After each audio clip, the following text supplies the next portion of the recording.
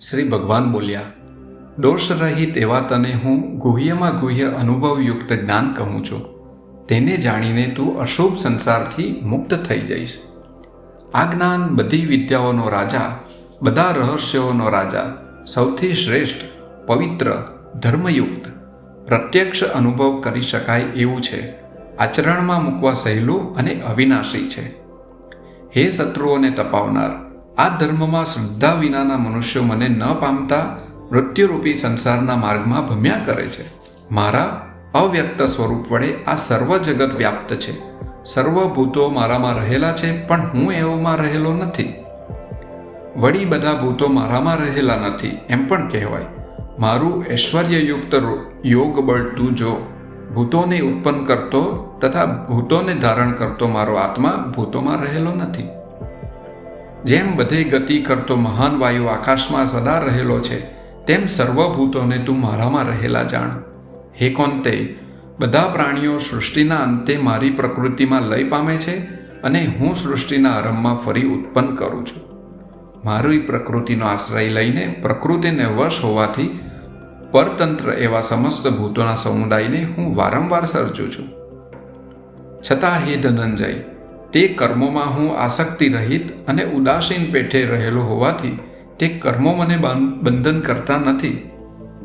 હે કુંતીના પુત્ર, મારી અધ્યક્ષતાને લીધે મારી દ્રષ્ટિ નીચે પ્રકૃતિ જળ ચેતન સહિત જગતને ઉત્પન્ન કરે છે.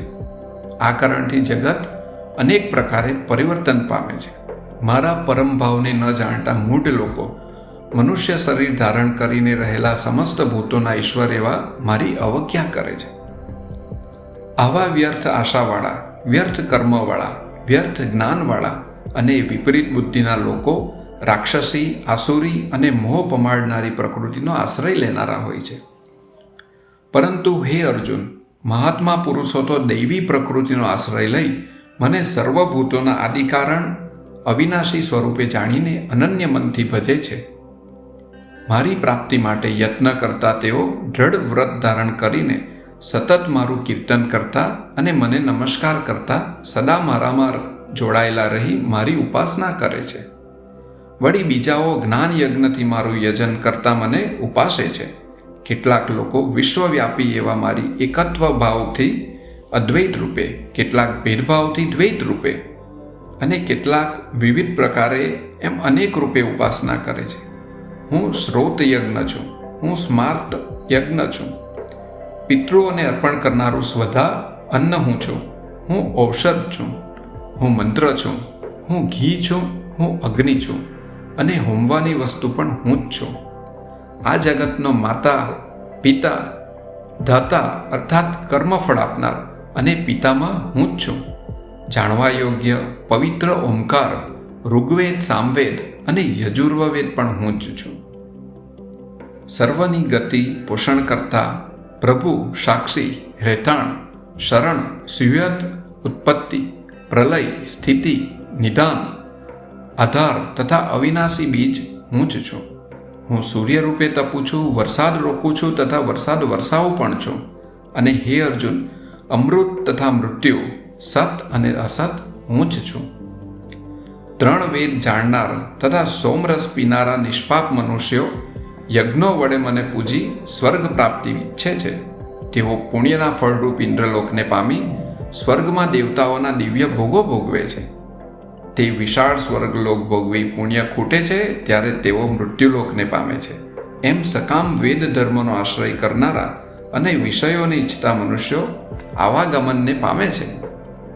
જેઓ અનન્ય ભાવે મારું ચિંતન કરતા મને નિષ્કામ ભાવથી ઉપાસે છે, તે નિત્ય મારામાં જોડાયેલાઓના યોગ, અપ્રાપ્તની પ્રાપ્તિ તથા ક્ષેમ પ્રાપ્તિની રક્ષાનો ભાર હું ઉઠાવું છું. હે કુંતીપુત્ર, જે ભક્તો શ્રદ્ધાથી યુક્ત થઈ બીજા દેવતાઓને પૂજે છે, તેઓ પણ અવિધિપૂર્વક મને જ પૂજે છે. કારણ કે સર્વ યજ્ઞોનો ભોગતા અને પ્રભુ હું જ છું. પરંતુ તેઓ મને સત્ય રૂપે જાણતા નથી. આથી બીજાને ઉપાસી સંસારમાં જ પડે છે. દેવોનું વ્રત કરતા દેવોને પામે છે, પિતૃઓનું વ્રત કરનારા પિતૃઓને પામે છે, ભૂતોને પૂજનારા ભૂતોને પામે છે અને મને પૂજનારા મને પામે છે. જે મને પત્ર, પુષ્પ, ફળ કે જળ ભક્તિથી આપે છે તે શુદ્ધ ચિત્તવાળાનું ભક્તિપૂર્વક આપેલું હું સ્વીકાર કરું છું. હે કુંતી પુત્ર, તું જે કરે છે, જે ખાય છે, જે હોમે છે, જે દાન આપે છે, જે તપ કરે છે, તે મને અર્પણ કર.